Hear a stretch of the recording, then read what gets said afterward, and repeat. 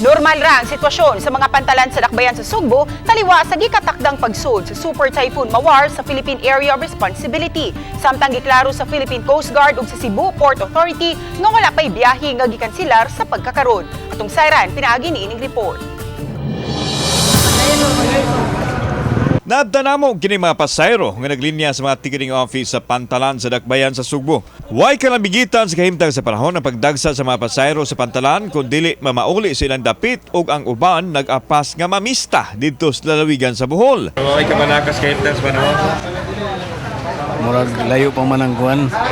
Layo pa man bagyo. Di pa man maabot siguro sa Atupar. Nanawag mi sa amo wala man pod. Linaw pa man kuno sa pitugo man amo.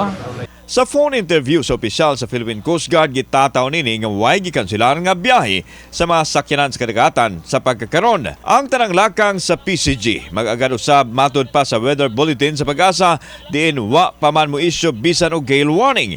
Bisan og normal pa ang dagan sa panahon, nagpahimangno gihapon ang Coast Guard sa katawhan nga magmatngon sa pagbiyahe sa kadagatan. Prepare na rin naman po yung Coast Guard ng Cebu, sir. So, Nakatambay na po yung sir, mga rescue group, sir. Pakiramdaman lang po nila yung takbo ng panahon natin. Alanganin po sa tingin nila, huwag na lang po sila magtuloy.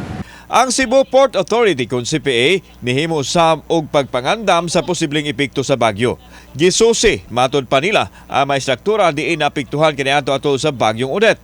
Gipahibaw usab sa tigpamaba sa CPA nga makig-alayon sila sa mga LGU alang sa mga pasahero nga posibleng ma-stranded. Way pasaherong tugutan nga mupasilong sa mga pantalan sanglit peligro kini sa daotang panahon. Wednesday pa lang daan naghatag na og direction ang acting deputy general manager sa atong port manager sa tibuok probinsya sa Sugbo nga kanang magkandak og inspection sa ilahang mga port facilities no sa tanang mga 16 ports under sa Cebu Port Authority including katong mga privately owned ports. Kauban si Godfrey Relian, ako si Alan Domingo.